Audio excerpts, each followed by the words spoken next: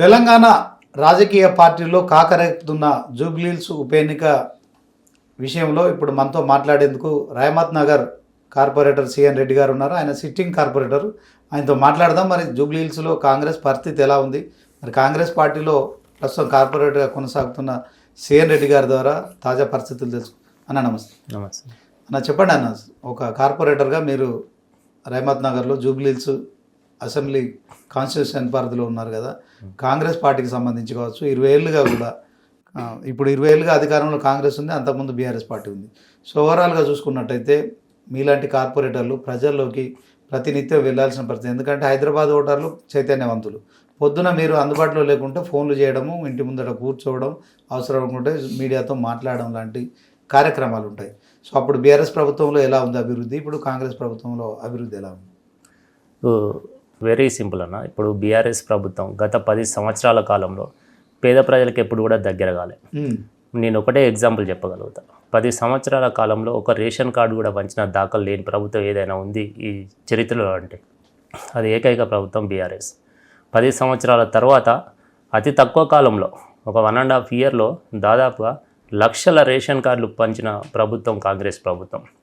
ఇప్పుడు మా జూబ్లీహిల్స్ నియోజకవర్గంలో తీసుకుంటే నిన్న ఒక చిన్న మీటింగ్ పెట్టుకున్నా కూడా ప్రజలు చెప్తున్నారన్న, మాకు 10 సంవత్సరాల కాలంలో మా కొడుకు పెళ్ళై 10 సంవత్సరాల క్రితం పిల్లలు పుట్టారు, ఇప్పటి వరకు రేషన్ కార్డు కాలేదు, పిల్లల్ని యాడ్ చేసుకోలేదు, మా కోడల పేరు మీద కొడుకు పేరు మీద ఒక రేషన్ కార్డు రాలేదు.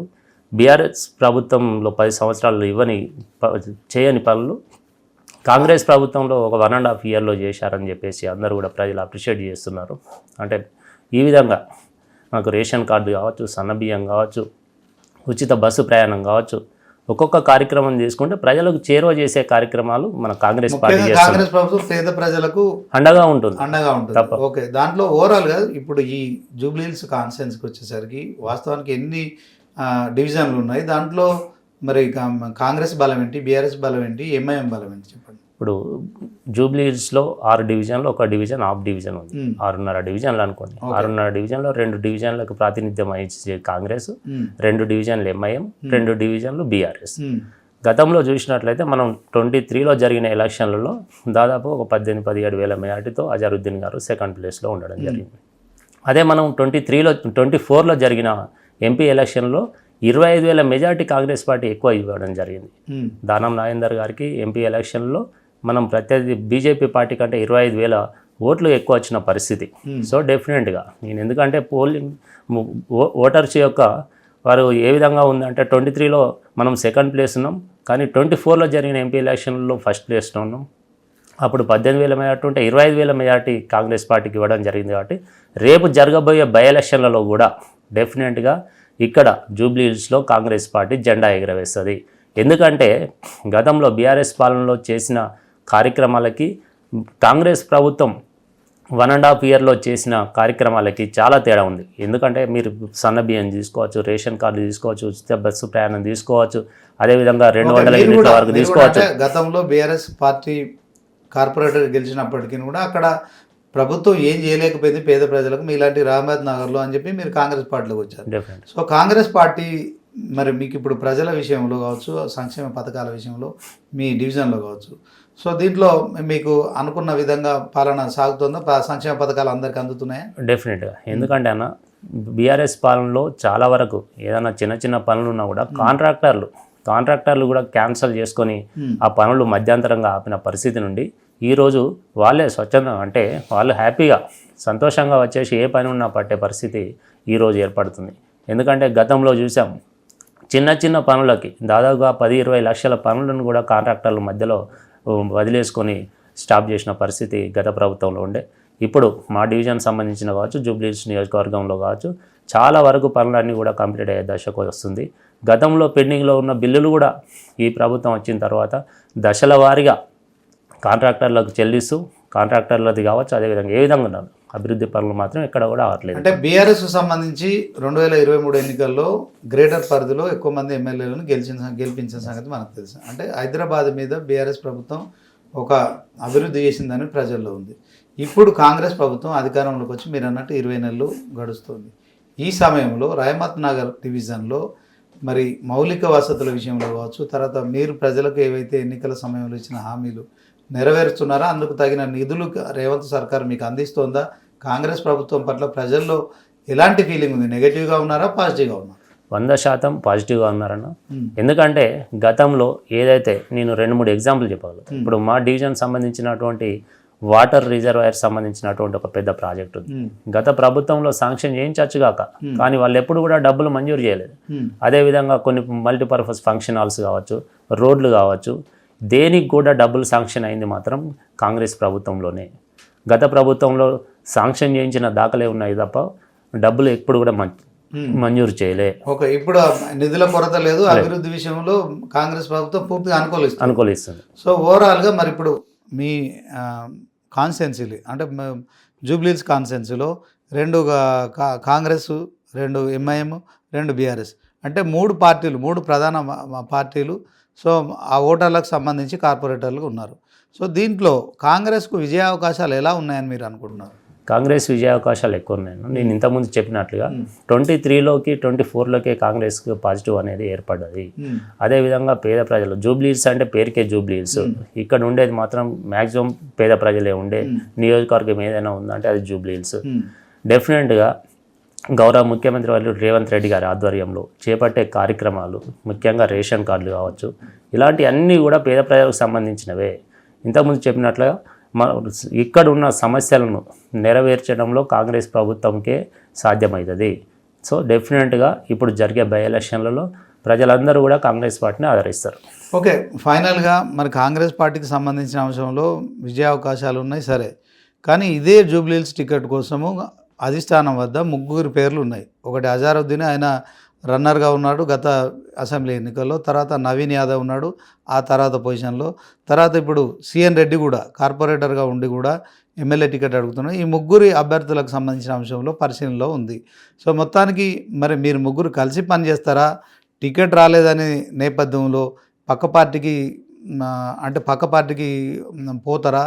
ఏం చేయబోతున్నారు? కాంగ్రెస్ను గెలిపించడంలో అందరూ ఏకతాటిపైకి రాగలుగుతారా? ఎందుకంటే ఎమ్మెల్యే టికెట్ అనేది ఒకరికే వస్తుంది, కార్పొరేటర్లుగా మీరు ఉన్నారు. ఓకే, సో మీరు ఉన్న 2 డివిజన్లు కావచ్చు, తర్వాత మిగిలిన 4 డివిజన్లు మీ ప్రత్యర్థులు ఉండడం కావచ్చు. సో మీ దాంట్లోనే మీకు నాయకత్వ పోరు ఉంటే దీన్ని ఎట్లా మీరు కైవసం చేసుకుంటారు?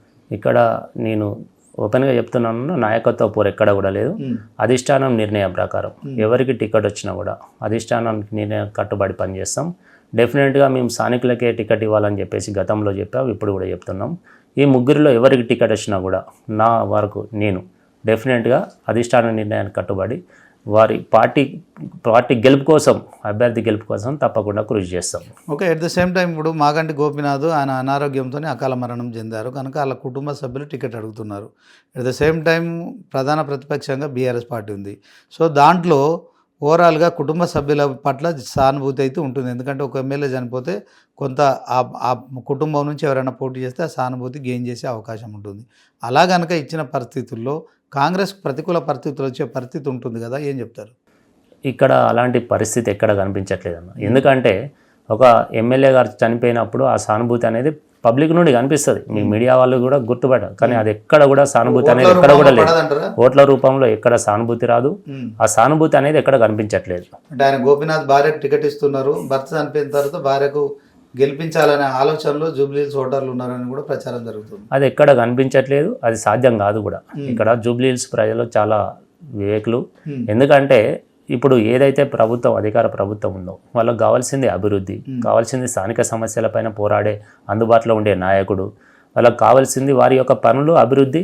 అదే తప్ప ఏదో సానుభూతి కోసం ఓటేయాలనే ప్రజలు ఎప్పుడు ఉండరు.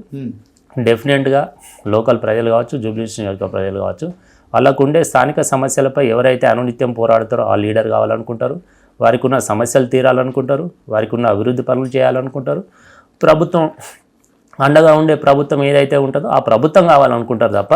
అంటే తెలంగాణలో చూసుకుంటే 3 పార్టీల మధ్య టగ్ ఆఫ్ వార్ ఉంటుంది. అంటే మూడు పార్టీల మధ్య ప్రధానమైన పోటీ ఉంటుంది, బీఆర్ఎస్, కాంగ్రెస్, బీజేపీ. కానీ హైదరాబాద్కి వచ్చేసరికి ఎంఐఎం అనేది ఒకటి యాడ్ అవుతుంది. సో దీంట్లో ఇక్కడ 2 ఎంఐఎం కార్పొరేటర్లు ఉన్నారు, 2 బీఆర్ఎస్ కార్పొరేటర్లు ఉన్నారు, 2 కాంగ్రెస్ కార్పొరేటర్లు. సో దీంట్లో బీజేపీ ఆల్రెడీ 3rd పొజిషన్లో ఉంది, 25,000 ఓట్లు గెలుచుకొని ఉన్నారు వాళ్ళు. సో మరి మీరు కొట్లాడుకుంటే మూడో వాడికి సందా అయినట్టయితే ఉంటుందా బీఆర్ఎస్ కాంగ్రెస్ మధ్య? అంటే ముగ్గురు కొట్లాడుతున్నారు, ఎంఐఎం కూడా పోటీలో ఉంటుందా? ఏం జరగబోతుంది సార్? అది ఎంఐఎం పోటీలో ఉంటుందా ఉండదా అనేది అధిష్టాన నిర్ణయం, అది ఇప్పుడే ఇంకా ఎవరు చెప్పలేం.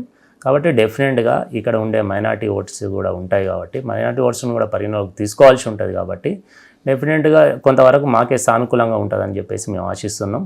అది పెద్దల నిర్ణయం, అధిష్టాన నిర్ణయం కాబట్టి ఇంకా వేచి చూడాల్సిన పరిస్థితి. ఓకే, రహమత్ నగర్లో కాంగ్రెస్కి సంబంధించిన సంక్షేమ పథకాలన్నీ ఒక కార్పొరేటర్గా సిఎన్ రెడ్డి అమలు చేస్తున్నారు, అందుబాటులో ఉంటున్నారు. అట్ ద సేమ్ టైం ఒక ఎమ్మెల్యేగా పోటీ చేసే క్రమంలో జూబ్లీ హిల్స్కు ఏం చేస్తాడు సిఎన్ రెడ్డి అంటే ఏం చెప్తారు? ఇప్పుడు జూబ్లీ హిల్స్ నియోజకవర్గంలో ఉన్న ఆర్ డివిజన్లో ఉన్న స్థానిక సమస్యల గురించి పట్టున్న వ్యక్తి అంటే సిఎన్ రెడ్డి. ఇక్కడ ఉన్నటువంటి లోకల్ సమస్యలు ఏంటిది, ప్రజలకు అందుబాటులో ఉండడంలో ఉండే విషయంలో కావచ్చు, జూబ్లీ హిల్స్ నియోజకవర్గంలో ఉన్న స్థానిక సమస్యల గురించి కావచ్చు, వీటన్ని గురించి పట్టింపు ఉన్న ఒక వ్యక్తి ఎవరైనా అవగాహన ఉన్న వ్యక్తి అంటే సిఎన్ రెడ్డి. కాబట్టి డెఫినెట్గా నేను కూడా టికెట్ రేస్లో ఉన్నా. ఇక్కడ ఉన్న సమస్యలను అధిష్టానం దృష్టి తీసుకెళ్లడం కావచ్చు, వీటిని నెరవేర్చే దిశలో కావచ్చు, డెఫినెట్గా అందుబాటులో ఉండే వ్యక్తిగా నాకు ఒక మంచి పేరు ఉంది కాబట్టి నేను కూడా ఆశిస్తున్నాను. ఓకే, తెలంగాణ సీఎం రేవంత్ రెడ్డిని మీరు కలవడం జరిగింది ఒక కార్పొరేటర్గా కావచ్చు, తర్వాత మీ కాన్స్టిట్యున్సీకి సంబంధించి అంటే మీ డివిజన్కి సంబంధించిన అంశంలో కావచ్చు, అదే క్రమంలో ఒక్కోసారి మీ కాన్స్టిట్యున్సీకి సంబంధించిన అంశాలు కూడా దృష్టికి తీసుకెళ్ళాలి. ఎందుకంటే పెద్ద సంక్షేమ పథకం అంటే ఏదైనా ఒక పెద్ద పని చేయాలనుకుంటే ఖచ్చితంగా తెలంగాణ సీఎం రేవంత్ రెడ్డి దగ్గరికి వెళ్ళాలి, మేయర్ గారి దగ్గరికి వెళ్ళాలి, కమిషనర్ కలవాలి. వీళ్ళందరితో మీ కమ్యూనికేషన్ ఉందా? రేవంత్ రెడ్డిని కలవడం జరిగిందా? ఈ యొక్క కాన్స్టిట్యున్సీ విషయంలో ఏదైనా పనులు అడగడం కావచ్చు. తర్వాత రేపు పొద్దున మీకు కనుక టికెట్ వస్తే మీకంటూ ఒక ఉంటుంది ఈ జూబ్లీ హిల్స్లో. మీరే అంటున్నారు పేరుకే జూబ్లీ హిల్స్, అంతా పేదలే, ముస్లిమ్స్ ఉన్నారు దీంట్లో, అన్ని జాతుల వాళ్ళు ఉన్నారు, కులాల వాళ్ళు ఉన్నారు. సో వాళ్ళ కోసం సిఎన్ రెడ్డికి ఏదైనా ఉందా? ఇది చేస్తే ఈ దారిద్ర్యం పోతుంది, ఇది రూపం ఆపుకుంటుంది, ఇది చేయాల్సిన అవసరం ఉందని ఏదైనా స్పెషల్ ఎజెండా ఉందా? ఎజెండా ఉందన్న. ఎందుకంటే జూబ్లీ హిల్స్ నియోజకవర్గంలో చాలామంది మహిళలు పేద వర్గానికి చెందిన వాళ్ళు, వాళ్ళకు ఒక స్కిల్ యూనివర్సిటీ టైప్ అంటే స్కిల్ యూనివర్సిటీ లాగా ఒక స్కిల్ డెవలప్మెంట్ సెంటర్ లాగా నెలకొల్పాలని చెప్పేసి గతంలో గౌరవ ముఖ్యమంత్రి వారి రేవంత్ రెడ్డి గారిని అడగడం జరిగింది. ఎందుకంటే ఇక్కడ ఒక 4-5 డివిజన్లకి అంటే రహమత్ నగర్ కావచ్చు, బోరబండ కావచ్చు, అదేవిధంగా ఎర్రగడ్డ, వెంకటరామనగర్ కొంత పాటు వరకు ఎక్కువ మంది పేద ప్రజలు ఉండే ప్రాంతం కాబట్టి వారి కోసం ఒక స్కిల్ డెవలప్మెంట్ సెంటర్ పెట్టాలని చెప్పేసి అడగడం జరిగింది. ఒక 10 సార్లు రిప్రజెంటేషన్స్ కూడా ఇవ్వడం జరిగింది. అదేవిధంగా కొన్ని ప్రాంతాలకు సంబంధించి కృష్ణానగర్కు సంబంధించి అంటే డ్రైన్ నిర్మించాలని చెప్పేసి ఇలా ఒక్కొక్క డివిజన్కి సంబంధించి కొన్ని సమస్యలను ఐడెంటిఫై చేయడం జరిగింది. ఆ సమస్యలను ఐడెంటిఫై చేయడంతో పాటు ముఖ్యంగా ఈ మహిళల కోసం ఒక స్కిల్ డెవలప్మెంట్ సెంటర్ని ఏర్పాటు చేసినట్లయితే ఈ నియోజకవర్గంలో ఉన్న పేద మహిళలు బాగుపడే అవకాశం ఉంది కాబట్టి వారి మహిళల కోసం ఇచ్చేయాలని చెప్పేసి గతంలో కోరడం. ఓకే, ఖచ్చితంగా పేదరికాన్ని రూపుమాపుతారు, దానికోసం సీఎం రేవంత్ రెడ్డిని కలుస్తారు. నియోజకవర్గానికి ఒక కాన్సెప్ట్ ఉంది, ఎన్నికల్లో పోటీ చేయాలని కూడా కోరుకుంటున్నారు. సో ఖచ్చితంగా ఎవరికి టికెట్ ఇచ్చినా కాంగ్రెస్ పార్టీ అభ్యర్థిని మీరు గెలిపించి మరి రేవంత్ రెడ్డి కానుక ఇస్తారా?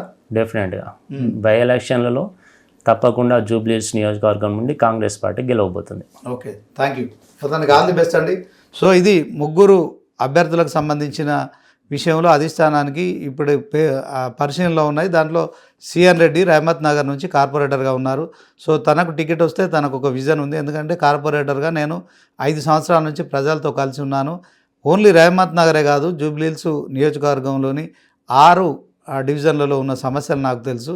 ఇక్కడ పేరుకే జూబ్లీ హిల్స్, కానీ పేదరికం అనేది తీవ్ర స్థాయిలో ఉంది. సో ఈ పేదరికాన్ని రూపుమాపాలి, స్కిల్ డెవలప్మెంట్ యూనివర్సిటీ లాంటిది ఒకటి ఏర్పాటు చేసి ఉద్యోగ ఉపాధి అవకాశాలను మెరుగుపరిచిన క్రమంలోనే జూబ్లీ హిల్స్ లాంటి ప్రాంతం కావచ్చు ఆ నియోజకవర్గం అభివృద్ధి చెందుతుంది. కనుక కాంగ్రెస్ పార్టీ ఇక్కడ గెలుస్తుంది. రానున్న రోజుల్లో జూబ్లీ హిల్స్ను ఆ నియోజకవర్గాన్ని అభివృద్ధి చేయడంలో కావచ్చు, తర్వాత కాంగ్రెస్ అభ్యర్థి గెలుపులో కావచ్చు నేను ప్రథమ భూమిక పోషిస్తాను. నాకు కనుక టికెట్ ఇస్తే మరి ఖచ్చితంగా సీఎం రేవంత్ రెడ్డికి ఇది కానుకగా గెలిచి జూబ్లీ హిల్స్ నియోజకవర్గాన్ని అప్పచెప్తాననే విశ్వాసాన్ని వ్యక్తం చేస్తున్నారు.